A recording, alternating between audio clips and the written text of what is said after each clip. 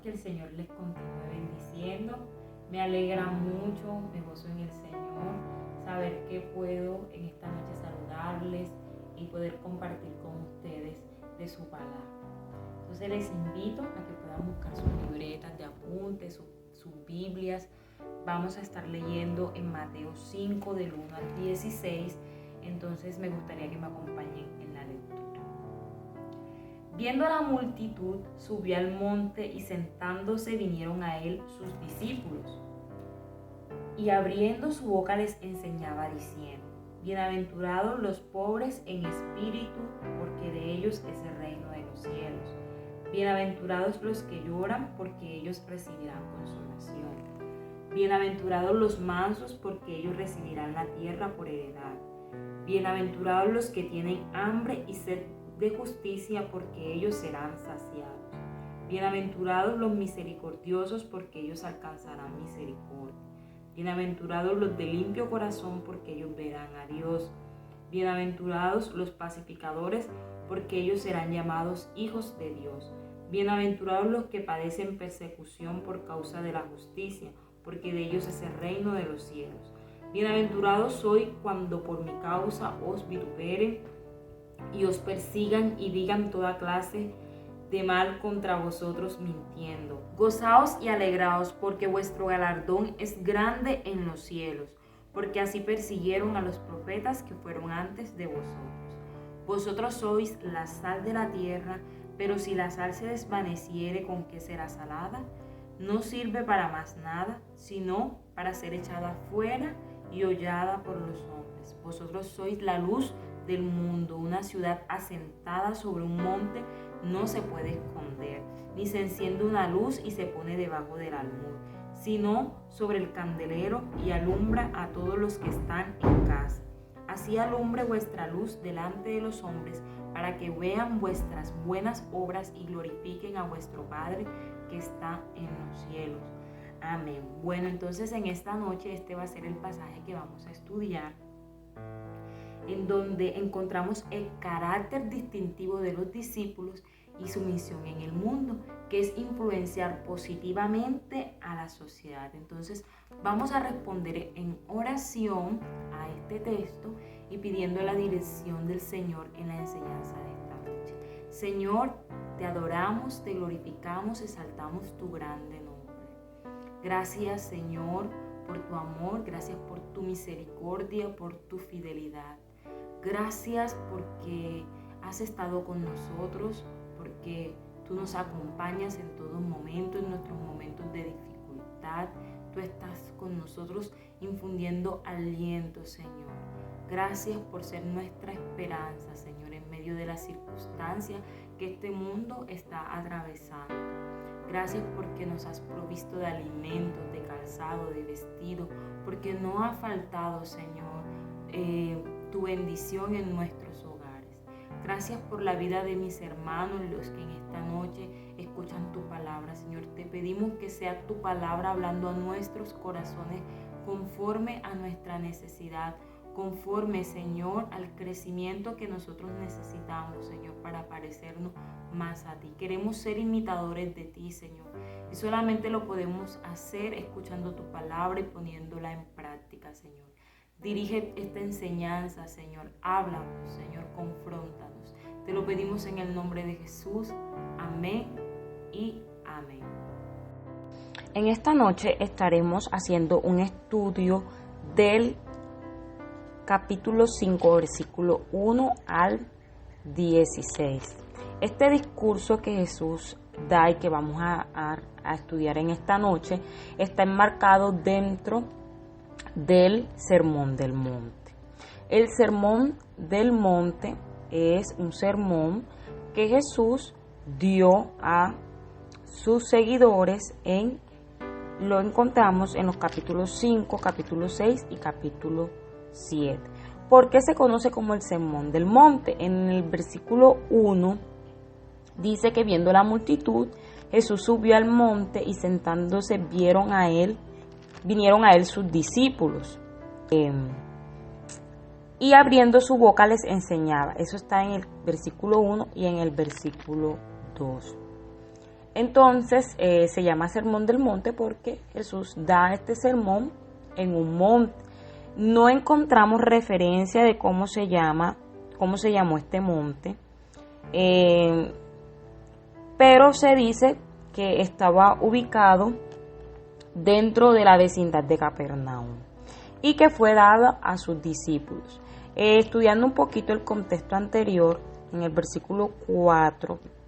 capítulo 4, versículo 18 al 22, encontramos que Jesús escoge a sus primeros 4 discípulos y ya hay unos seguidores, una multitud que le siguen. En el versículo 25 encontramos que ya su fama ha sido difundida, que él empieza a sanar a las personas de las dolencias, de las aflicciones, enfermedades, a las personas que están atormentadas, endemoniadas y todo eso. Entonces ya Jesús ha iniciado su ministerio.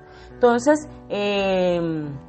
como ya les venía diciendo, el Sermón del Monte lo encontramos en 3 capítulos y tiene alrededor de 111 versículos.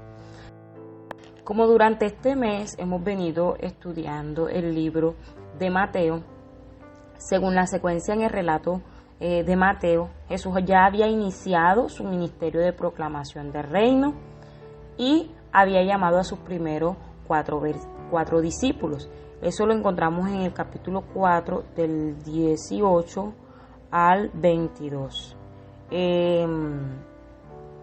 Y ahora, con el Sermón del Monte, se propone enseñarles el verdadero significado de ser un discípulo en el reino. Entonces, este sermón, este discurso, tiene que ver en cómo deben vivir los que asumen el reino de Dios.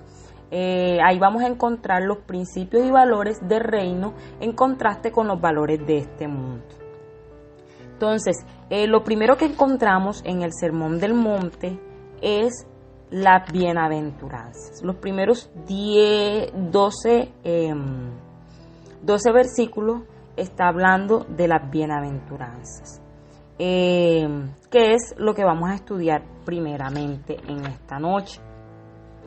Entonces es bueno iniciar preguntándole al texto qué significa la palabra bienaventuranza, ¿sí?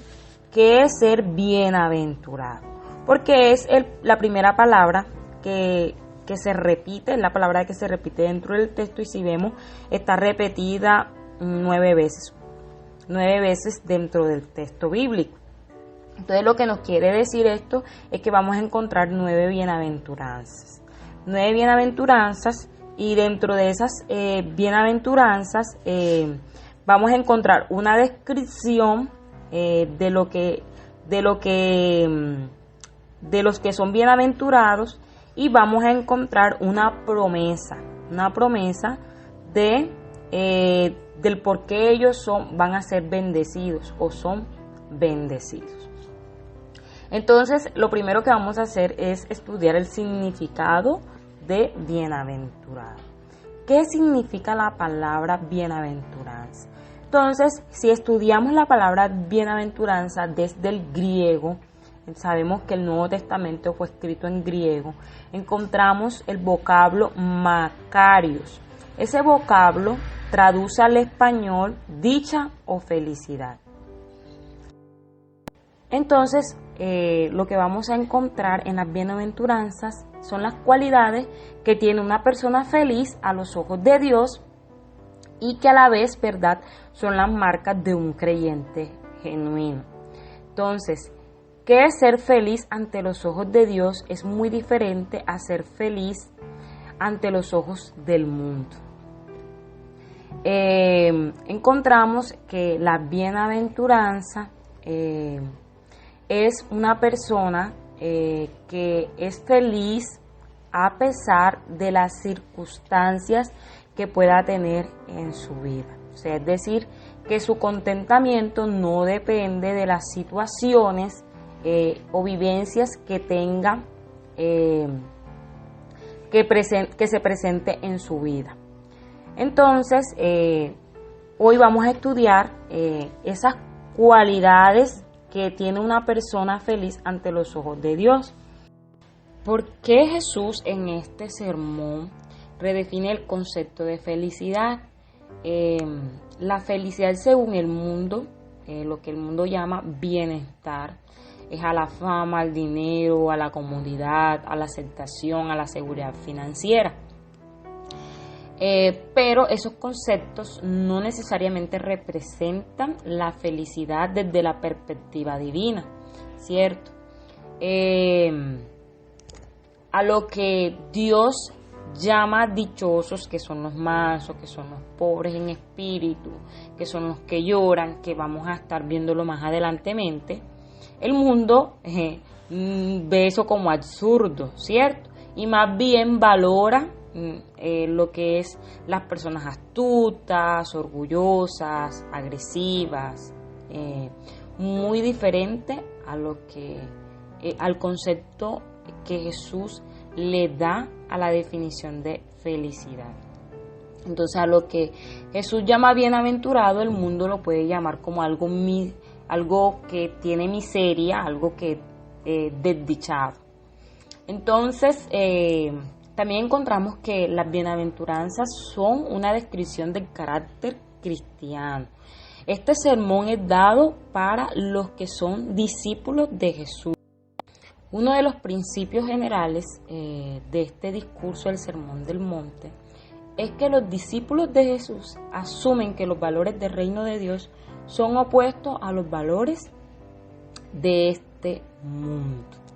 ¿Sí? Entonces aquí vamos a encontrar que los principios, valores son muy diferentes a lo que el mundo, ¿verdad?, considera como valioso. Entonces iniciamos en esta noche el estudio de las bienaventuranzas, de las 9 bienaventuranzas, que son las 9 cualidades, 9 características que tiene una persona, un discípulo de Jesús, que es feliz ante los ojos de Dios. Entonces, la primera cualidad, la primera característica que encontramos es pobre en espíritu. Ser pobre en espíritu no nos está hablando de una pobreza material o terrenal, sino de una pobreza espiritual, ¿sí? Entonces, desde ahí podemos partir. Nos está especificando qué tipo de pobreza es la que se considera feliz ante los ojos del mundo, los pobres en espíritu. Entonces, la palabra griega que define pobre comunica como la idea de alguien que es mendigo, que es pordiosero, que es desamparado. Entonces denota una pobreza que es absoluta y que esa pobreza es pública. Entonces podemos encontrar que pobre en espíritu es una persona que reconoce su miseria espiritual ante la presencia de Dios, ¿sí? Son unas personas que muestran humildad, que están despojados de todo orgullo, que no confían en sí mismos, más bien procuran la misericordia y la gracia de Dios con desesperación. Es decir, los pobres en espíritu son dependientes de la gracia divina de Dios. Entonces, ser pobres en espíritu solamente pueden entender esto las personas, ¿verdad?, que saben y sienten que tienen una condición de pecado, que reconocen que están arruinados espiritualmente y se acercan humillados al Señor. Y estos pobres en espíritu, la Biblia dice que de ellos es el reino de Dios. Entonces son recibidos en el reino de Dios. ¿Sí? Solamente una persona que ha sido salvado es capaz de reconocer, ¿verdad?, su pobreza espiritual, porque solamente el Espíritu Santo nos puede revelar esa condición, ¿sí? Porque ya aquí, como ya lo he especificado, Jesús no le está explicando a sus discípulos cómo deben convertirse a ser ciudadanos del reino de Dios, sino que más bien ellos son ciudadanos. Ellos reconocen su naturaleza pobre de pecado y que necesitan de la gracia de Dios. Seguimos con la siguiente característica o cualidad de los que son felices ante los ojos de Dios. Bienaventurados los que lloran. Entonces, siguiendo el contexto anterior, Jesús nos viene diciendo que todo aquel que entiende su miseria espiritual en la presencia de Dios, que saben que tienen una ruina espiritual, reconocen su pobreza ante la santidad de Dios, ¿verdad? Entonces, si estas personas, estos discípulos, reconocen su pobreza espiritual, entonces, por consiguiente, esto los va a llevar a llorar. Entonces, vemos, ¿verdad?, que en versículo 4 encontramos bienaventurados los que lloran, porque ellos recibirán consolación. Entonces es un llorar espiritual, sí, un llorar por reconocer mi ruina, mi bancarrota espiritual, por lamentar mi condición, porque nos entristecemos de nuestra maldad, llorar por el pecado. Entonces, en el libro de Joel 2, del 12 al 13, encontramos que el profeta le dice al pueblo, Jehová dice, convertíos a mí con todo vuestro corazón, con ayuno, lloro, lamento, rasgad vuestro corazón y no vuestros vestidos.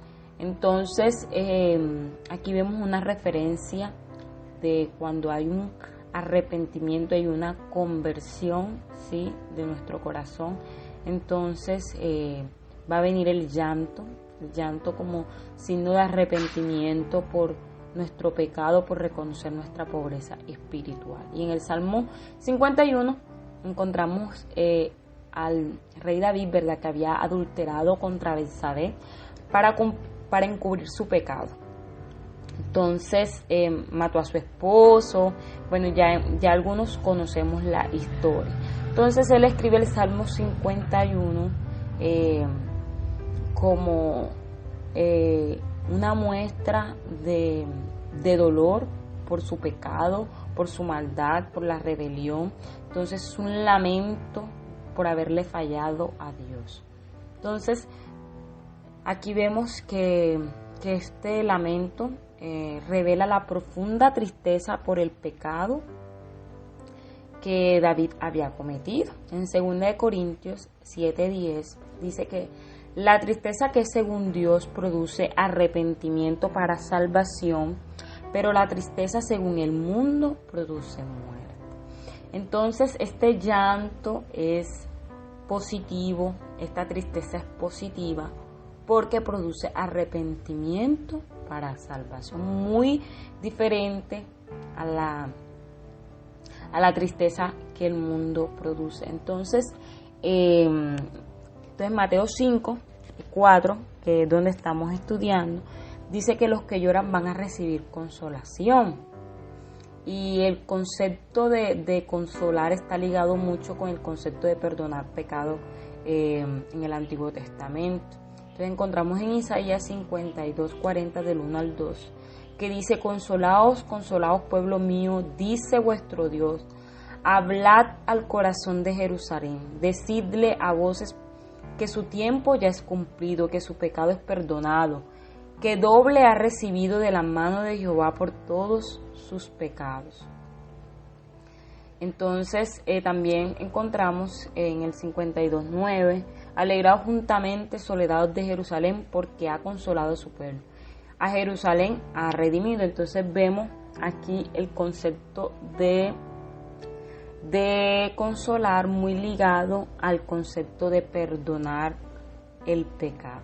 Entonces, cuando hay lamento, cuando hay tristeza, viene ese arrepentimiento y después de ese arrepentimiento llega el perdón. Y con esto un gozo, un descanso y un consuelo, ¿sí?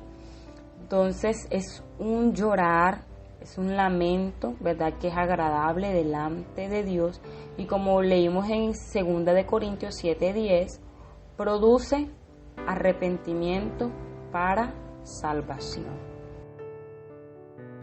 Para concluir esta parte de los que lloran, hay que aclarar que no son los incrédulos que sufren cuando pierden algo o fracasan, o los hombres del mundo que se lamentan por su desgracia, pero tampoco hace referencia a los cristianos que sufren por causa de la obediencia y justicia, porque de eso se refiere más adelante. Entonces es válido aclarar que no son necesariamente los agraviados los que el texto se está refiriendo, sino a los que experimentan la pena del arrepentimiento, y que esto viene, ¿verdad?, como una reacción de reconocer nuestra pobreza espiritual. Entonces continuamos con nuestra siguiente cualidad, característica de los que son felices ante los ojos de Dios, y es en el versículo 5 mencionan que bienaventurados los mansos, porque ellos recibirán la tierra por heredad. Entonces esta palabra significa tener fuerza sujeta a control. Entonces no está hablando de debilidad, ¿sí? La palabra lo que hace referencia es a una persona que es humilde y que tiene autodisciplina. Muy contrario a lo que muchas veces nosotros pensamos de la palabra de la palabra mansa, ¿verdad? Que es una persona débil, pero no necesariamente está haciendo referencia a eso, sino tener la fuerza bajo control. Vemos entonces que las primeras bienaventuranzas, las dos primeras son internas, y esta tercera ya trata de cómo nos relacionamos con nuestro prójimo. Entonces, la persona que es mansa es una persona que es fuerte, que es humilde, que es apacible, que es paciente, que es sufrido. Encontramos otra referencia a esta palabra y es compañero o igual. Entonces, ser manso es ser tierno en espíritu, ¿sí? Que no se siente superior a nadie, ¿sí? Que entiende que ha recibido la generosidad de Dios, sí, que esto es por la gracia de Dios, que no es por su condición, sino porque ha recibido el favor de Dios, no merecido. Entonces,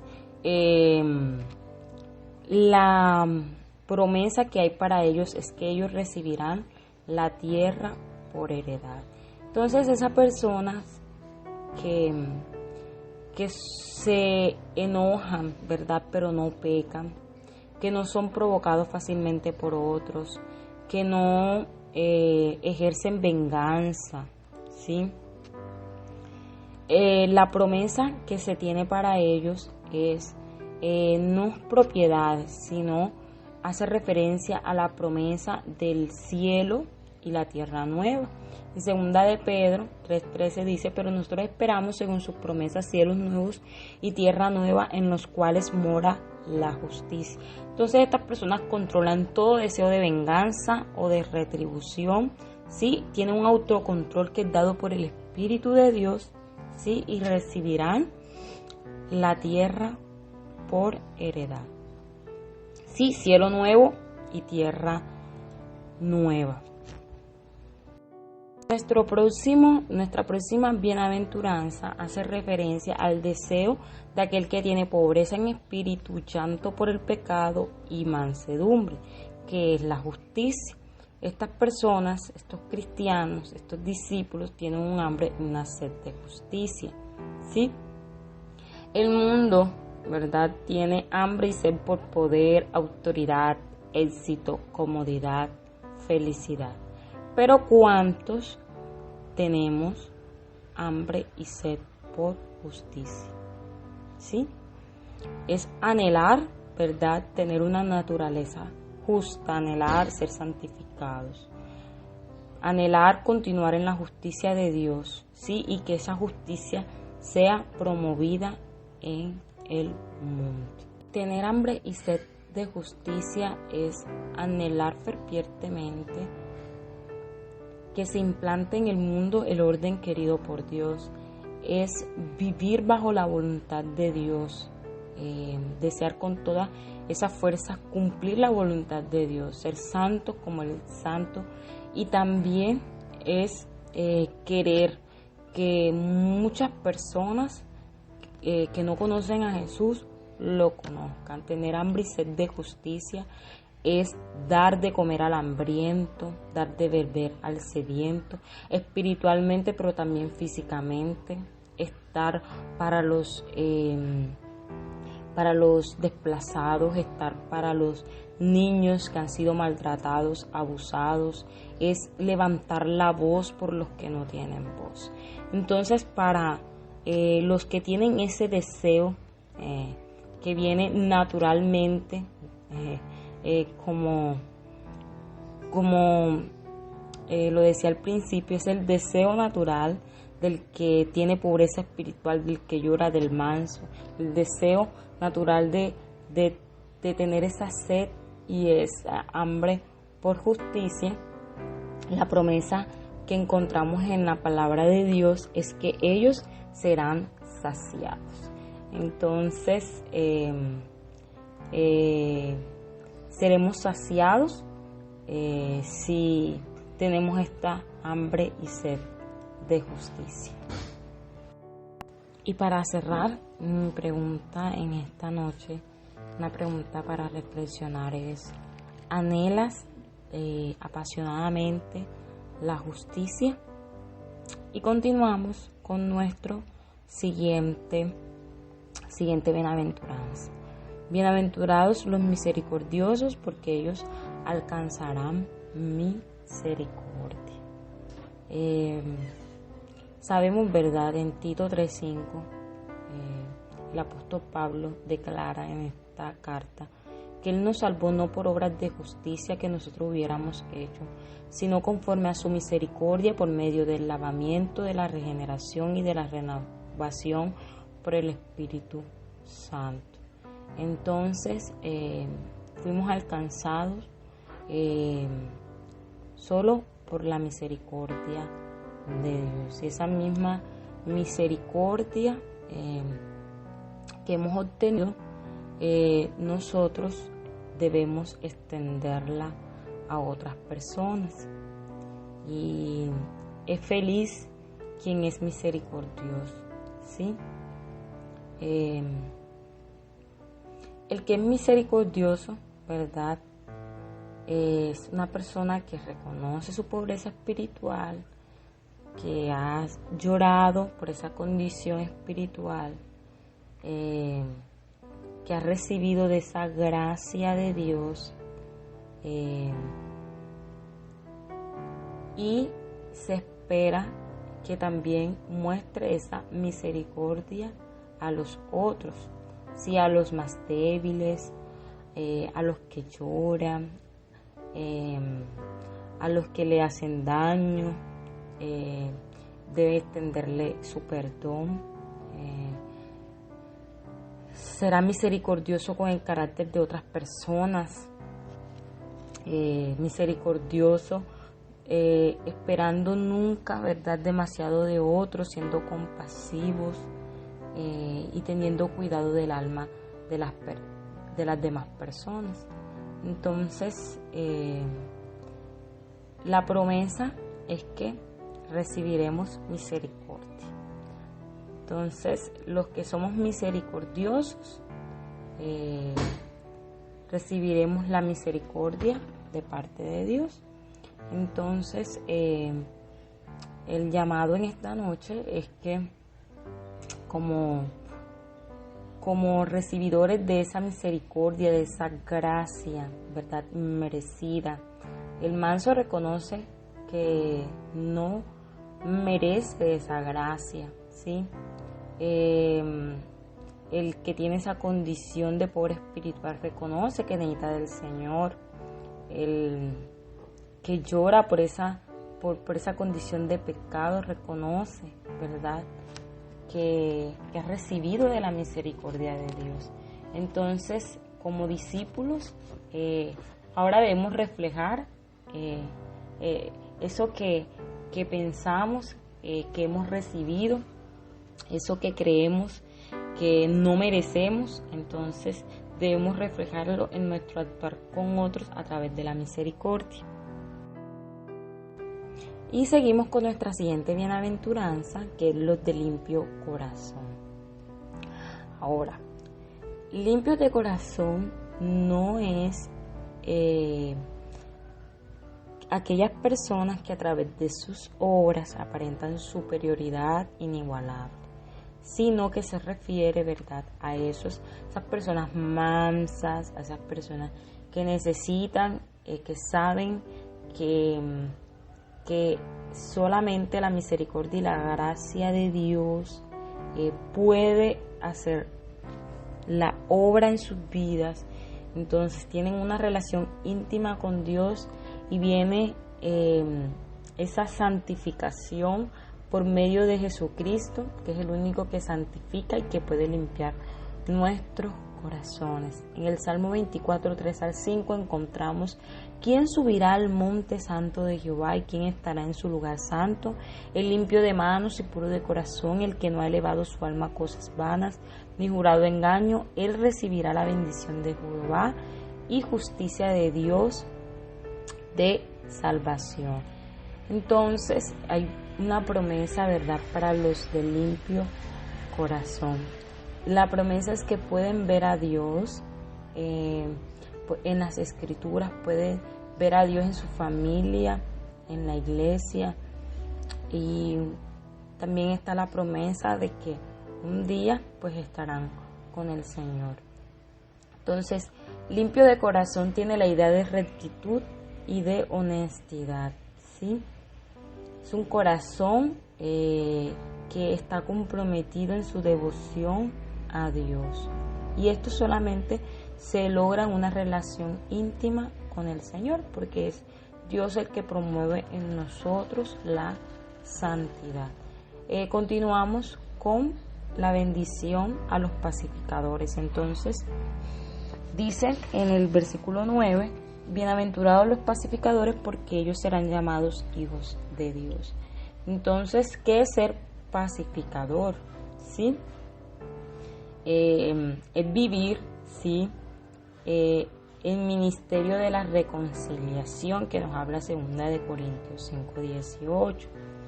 Es hacer paz entre el hombre y Dios, ¿sí? Y es a través de la enseñanza de la palabra a otras personas. Entonces, ¿cómo nosotros podemos ser pacificadores? Viviendo en paz, ¿sí?, venciendo el mal con el bien. Mateo 5:44-45, en el mismo Sermón del Monte, Jesús nos llama a amar a vuestros enemigos, bendecir a los que os maldicen, hacer bien a los que aborrecen, orar por los que nos ultrajan y os persiguen, para que sean hijos de vuestro Padre que está en el cielo. Entonces, eso es ser pacificadores, ¿sí? Vencer el mal con el bien. Entonces, son llamados hijos de Dios, no porque obedecemos este mandato, sino porque vivimos el ejemplo del Hijo de Dios, ¿sí?, que es un ejemplo en ser pacificador, un ejemplo de paz. Un ejemplo de paz. Entonces, continuamos con nuestra próxima bienaventuranza, que está en el versículo 10, que está en relación con la bienaventuranza que encontramos en el versículo 11. Entonces, la vamos a estudiar juntamente. Bienaventurados los que padecen persecución por causa de la justicia, porque de ellos es el reino de los cielos. Bienaventurado soy cuando por mi causa vituperen, persigan y digan toda clase de mal contra vosotros. Gozaos y alegraos porque vuestro galardón grande en los cielos, porque así persiguieron a los profetas que fueron antes de vosotros. Entonces, bienaventurados, son felices ante los ojos de Dios los que padecen persecución. En esta última bienaventuranza está muy relacionada con la bienaventuranza que hemos visto anteriormente. Esos pacificadores, esos limpios de corazón, esos misericordiosos, esos que tienen hambre y sed de justicia, van a tener un carácter distintivo, ¿sí? Van a ser diferentes a lo que esta sociedad pide, demanda. Entonces, por este suceso, por lo que hay en su carácter, van a ser perseguidos, van a ser ultrajados, van a ser vituperados, dirán toda clase de mentiras, ¿cierto? Y lanzarán juicios falsos en contra de ellos. Pero el Señor Jesús hace una promesa, encontramos una promesa en el texto bíblico, y es que de ellos es el reino de los cielos. Vemos que es igual a la promesa de los pobres en espíritu. Y encontramos en el versículo 12 también la promesa de que van a gozarse y alegrarse, que deberían gozarse y alegrarse porque su galardón es grande en los cielos. Entonces, ser cristiano, ¿verdad?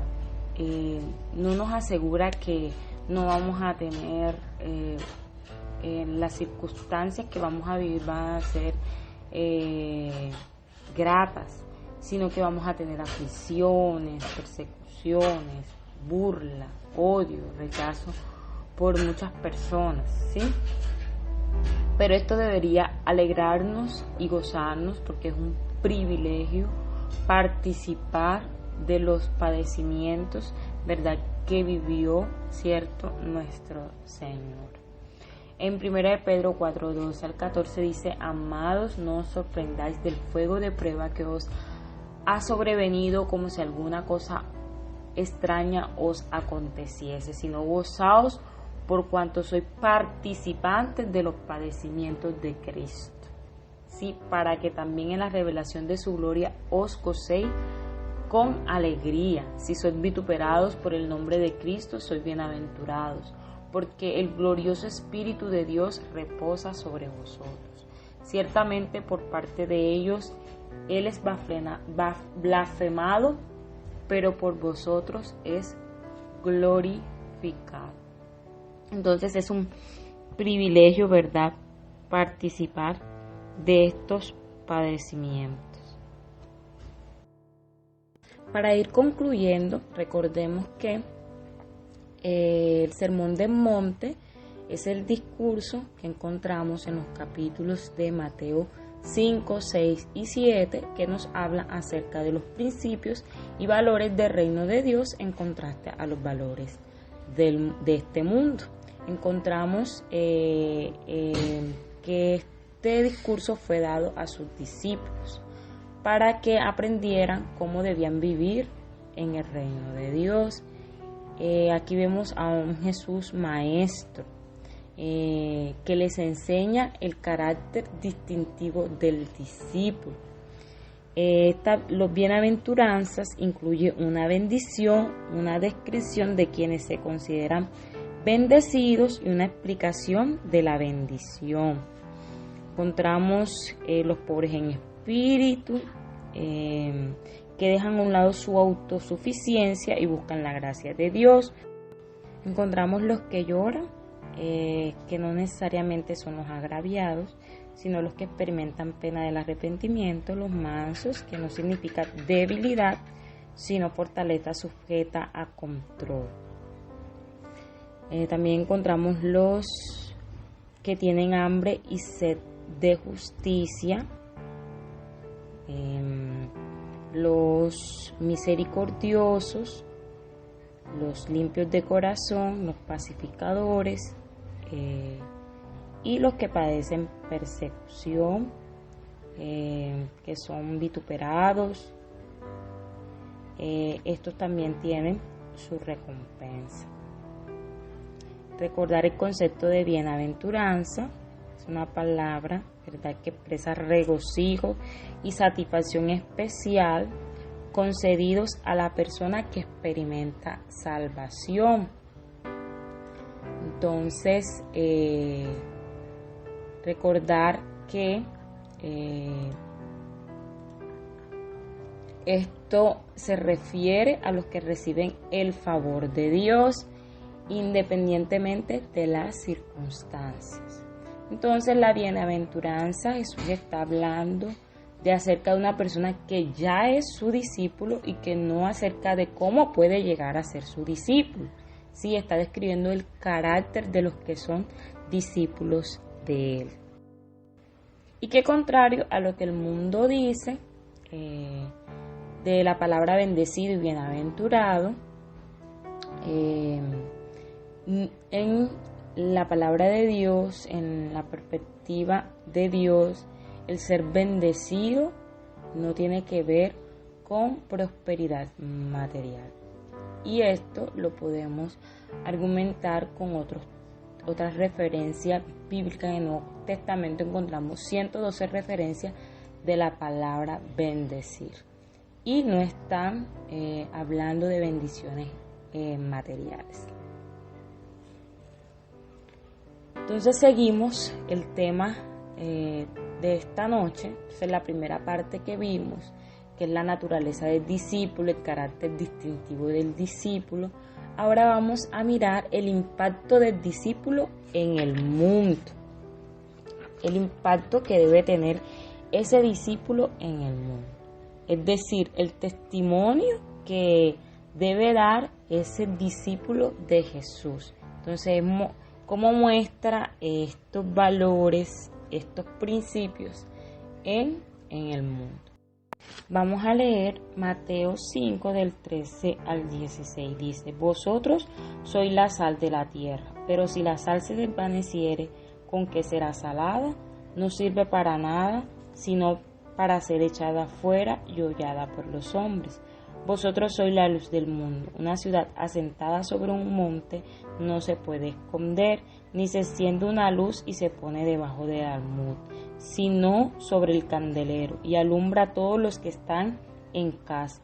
Así alumbre vuestra luz delante de los hombres, para que vean vuestras buenas obras y glorifiquen a vuestro Padre que está en los cielos. Entonces, la bienaventuranza describe el carácter esencial de los ciudadanos del reino. Y aquí encontramos una metáfora de la sal y la luz, que lo que está indicando es la saludable influencia sobre la sociedad secular, ¿verdad? A medida que los hijos de Dios, que los discípulos de Jesús se pongan en contacto con ellos. Entonces, en contraste a lo que leímos en el versículo 10, 11, que nos dice que los discípulos de Jesús serán perseguidos, y en el 13:16 vemos que esos discípulos van a servir al mundo que los persigue. Entonces, aquí encontramos dos extraordinarias afirmaciones, y es que los discípulos son la sal de la tierra, los discípulos son la luz del mundo. Y en el 16 encontramos que deben hacer brillar su luz delante de todos. Entonces, lo que Jesús le está diciendo es que los discípulos deben hacer un impacto en la sociedad. Analizando un poco el contexto del texto que estamos estudiando que nos habla acerca de la sal y la luz, encontramos previamente las bienaventuranzas que ya hemos estado hablando acerca de ellas. Entonces podemos notar que en la primera parte, en las bienaventuranzas, Jesús les está hablando del carácter de los discípulos. Y ahora les está hablando de la misión que ellos deben cumplir.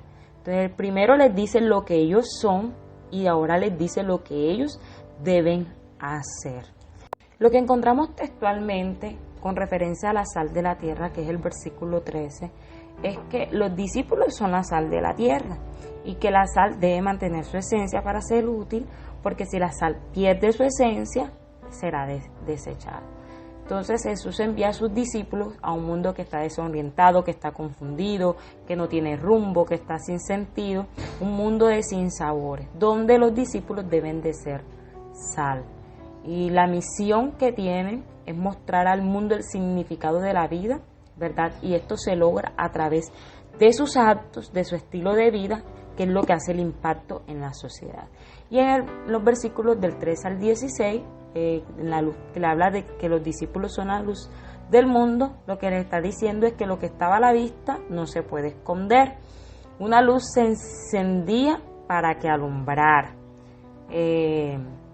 Los que rodean al discípulo verían su buena luz, sus buenas obras, y estas buenas obras serían el motivo de alabanza a Dios. Entonces Jesús envía a sus discípulos a un mundo de tinieblas, pero ellos serán luz, ¿verdad?, para este mundo. Y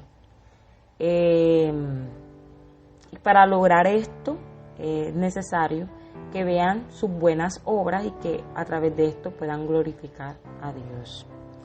Sabemos que la sal se usa para preservar los alimentos, ¿verdad?, para que no se dañen.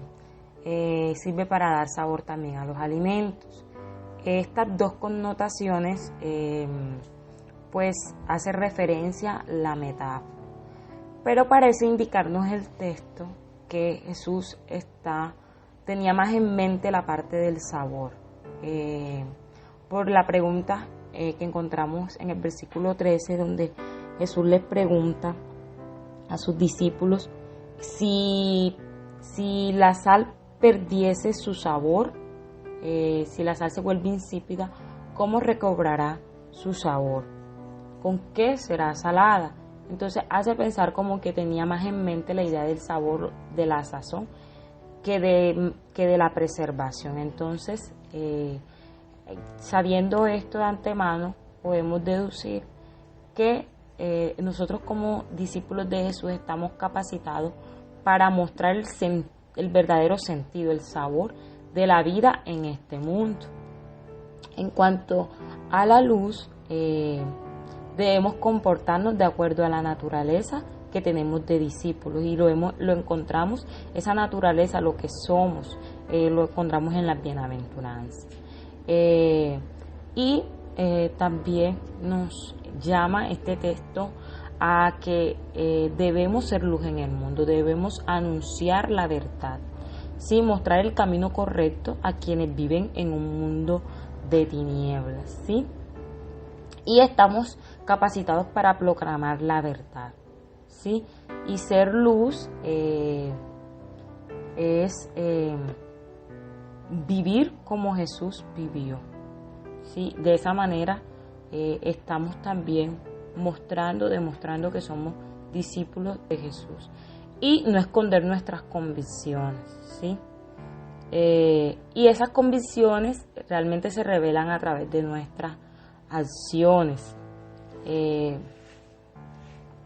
y que esas acciones, esa manera de nosotros ser, esa manera de nosotros hacer, revela al mundo también los principios que nosotros tenemos del reino. Entonces nuestro estilo de vida, ¿verdad?, muchas veces afecta a los que nos rodean, porque nuestras buenas obras pueden alabar al Señor, pero también pueden causar nuestras malas obras un efecto negativo a las personas que están a nuestro alrededor.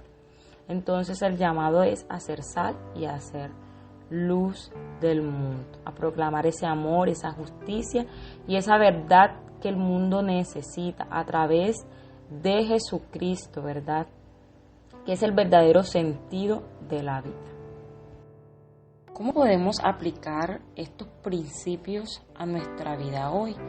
Recordemos que dentro del estudio que estamos realizando hemos encontrado dos principios.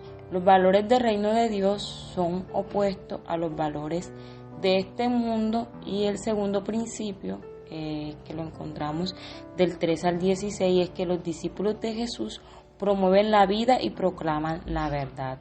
Son sal de la tierra y luz del mundo. Entonces sabemos de antemano que el mundo está lleno, ¿verdad?, de corrupción. No hay esperanza, está alimentado por valores temporales, el deseo de los placeres, de cosas. Hay sinsabor en esta vida, hay una sociedad sin rumbo. Entonces, en medio de todo esto, ¿cuál debe ser entonces el comportamiento de nosotros como cristianos? Que el Señor nos está llamando, ¿verdad?, a llevar esa esperanza, a llevar esa salvación, a proclamar la verdad en este mundo. Entonces es bueno que reflexionemos acerca de esto, que evaluemos nuestra conducta también personal, cuáles son de pronto esos asuntos que debemos prestarle atención en nuestra vida, que quizás no están mostrando la misión que tenemos con el mundo de ayudarles a que Jesús sea el sentido de la vida de las personas que nos rodean y que aún no lo conocen. Entonces, ¿qué debemos mejorar en nuestra vida? Si debemos mejorar nuestra relación con los miembros de nuestro hogar, si debemos mejorar nuestra relación con nuestros compañeros de trabajo, con las personas que están en nuestra comunidad. La sociedad, ¿verdad?, anda en tinieblas, ¿sí? Y nosotros somos luz, y entonces al ser luz estamos llevando esa paz, ¿verdad? Esa paz que aprendemos de Jesús.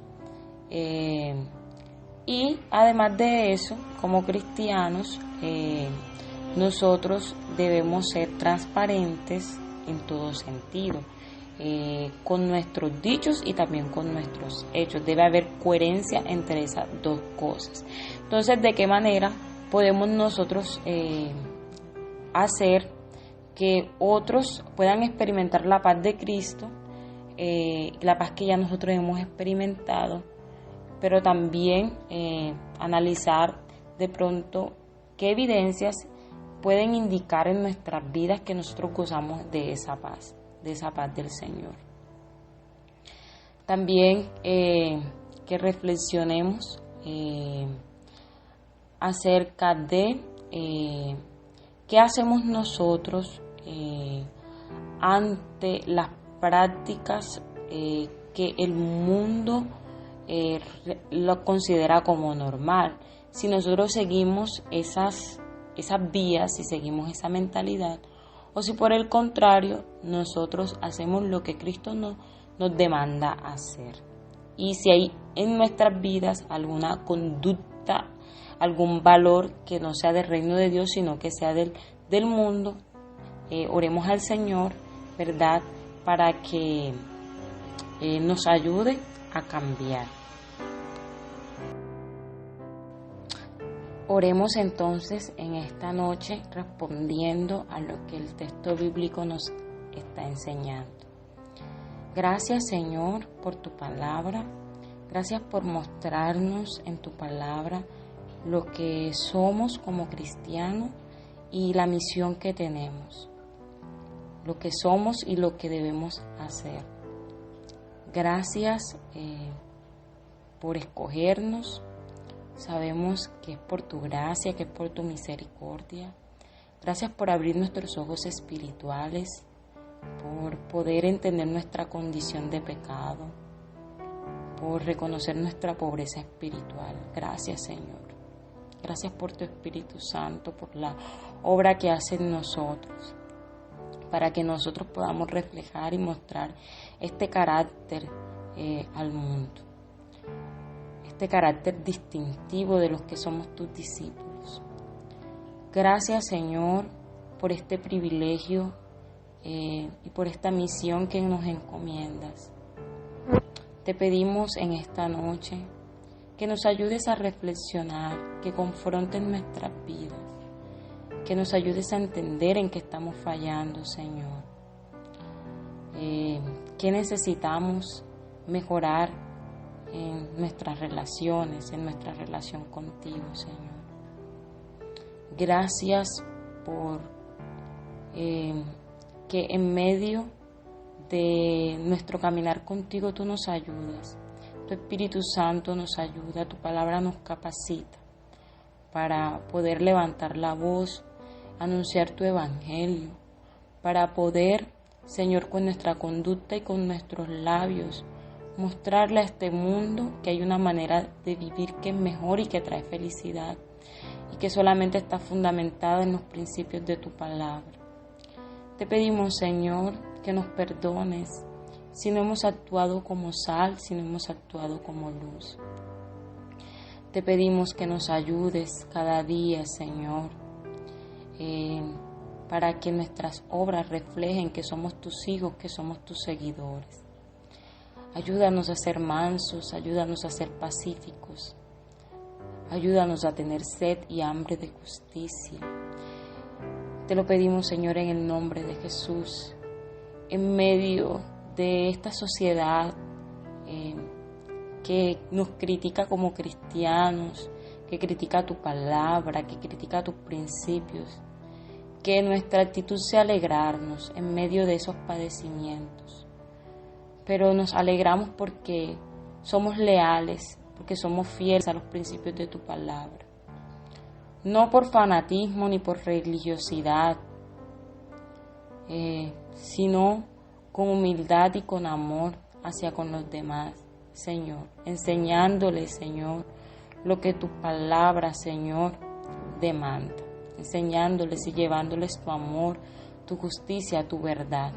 Padre, proclamando los principios que tú nos enseñas en tu palabra, anunciando las buenas nuevas de tu evangelio, que tú moriste por nosotros, que un día resucitaremos y alcanzaremos la vida eterna. Creemos y confesamos esto y debemos hacerlo, Señor, también con los que nos rodean. Gracias, Señor. Gracias, Señor, por los principios que nos has enseñado en esta noche. Ayúdanos, Señor, a ponerlos por obra. Ayúdanos a vivir íntegramente. Que lo que pensemos, que lo que hablemos y actuemos, Señor, sea coherente con tu palabra, Señor, y también con nuestras vidas. Te lo pedimos, Señor, en el nombre de Jesús. Amén y amén. Bueno, hermanos, para terminar, me gustaría que escucharan atentamente la siguiente canción. Este es Santiago Benavides. Se titula Sabor a Evangelio. Espero que complemente la enseñanza de esta noche y que también sea de impacto para sus vidas. Que el Señor les continúe bendiciendo.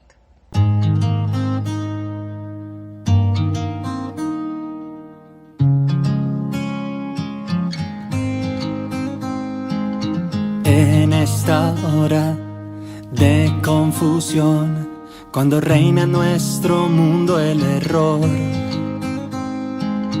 en esta hora que la razón ha escogido no escuchar más a Dios, en esta hora que es tan normal llamar mal al bien y al bien mal, llamar mal al bien y al bien mal. Danos sabor a evangelio, sabor de pan verdadero, que la cruz vuelva a ser nuestra mayor ambición. Danos sabor a tu reino, Señor.